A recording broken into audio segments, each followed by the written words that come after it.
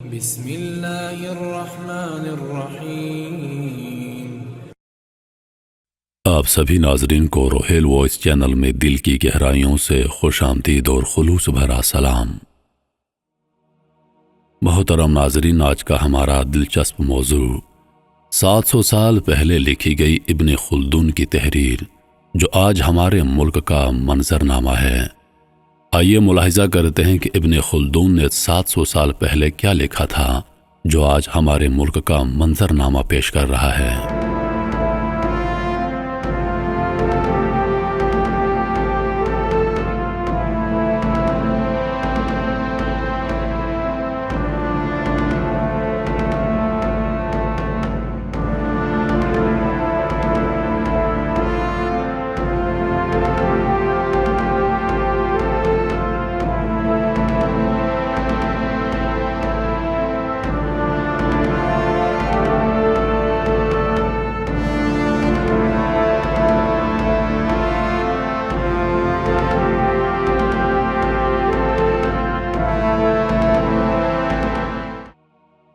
مغلوب قوم کو ہمیشہ فاتح کی تقلید کا شوق ہوتا ہے۔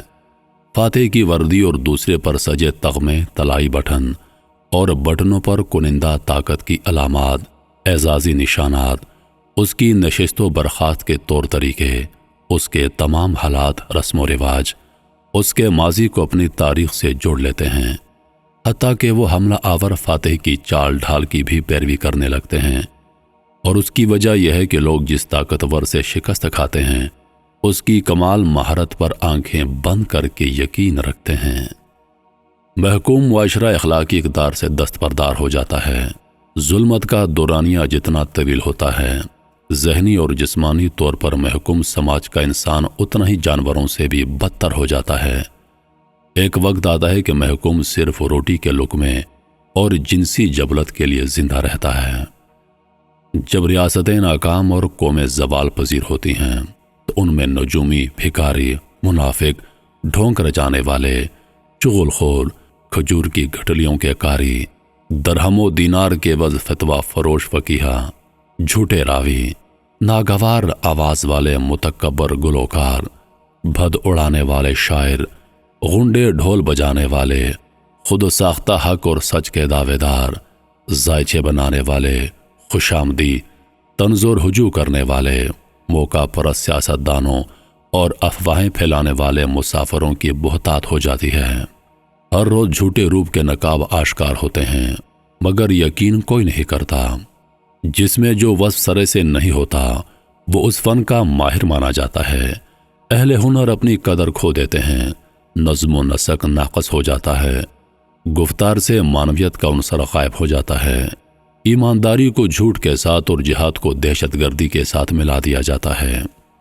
جب ریاستیں برباد ہوتی ہیں تو ہر سو دہشت پھیلتی ہے اور لوگ گروہوں میں پناہ ڈھونڈنے لگتے ہیں، عجائبات ظاہر ہوتے ہیں اور افواہیں پھیلتی ہیں، بانجھ بحثیں طویل پکڑتی ہیں، دوست دشمن اور دشمن دوست میں بدل جاتا ہے، باطل کی آواز بلند ہوتی ہے اور حق کی آواز دب جاتی ہے، مشکوک چہرے نظر آتے ہیں اور ملن نثار چہرے سطح سے غائب ہو جاتے ہیں، حوصلہ افزا خواب نایاب ہو جاتے ہیں اور امیدیں دم توڑ جاتی ہیں، عقل مند کی بیگانگی بڑھ جاتی ہے، لوگوں کی ذاتی شناخت ختم ہو جاتی ہے اور جماعت، گروہ یا فرقہ ان کی پہچان بن جاتے ہیں۔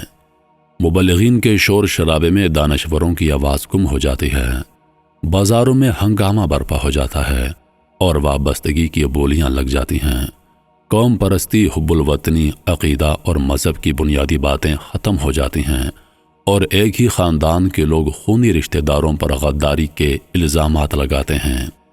بالآخر حالات اس نہج پر پہنچ جاتے ہیں کہ لوگوں کے پاس نجات کا ایک ہی منصوبہ رہ جاتا ہے اور وہ ہے ہجرت۔ ہر کوئی ان حالات سے فرار اختیار کرنے کی باتیں کرتا ہے۔ تارکین وطن کی تعداد میں اضافہ ہونے لگتا ہے، وطن ایک سرائے میں بدل جاتا ہے، لوگوں کا کل ساز و سامان سفری تھیلوں تک سمٹ آتا ہے، چراگاہیں ویران ہونے لگتی ہیں، وطن یادوں میں اور یادیں کہانیوں میں بدل جاتی ہیں۔ ابن خلدون خدا آپ پر رحم کرے، کیا آپ ہمارے مستقبل کی جاسوسی کر رہے تھے؟ آپ 7 صدیاں قبل وہ دیکھنے کے قابل تھے جو ہم آج تک دیکھنے سے قاصر ہیں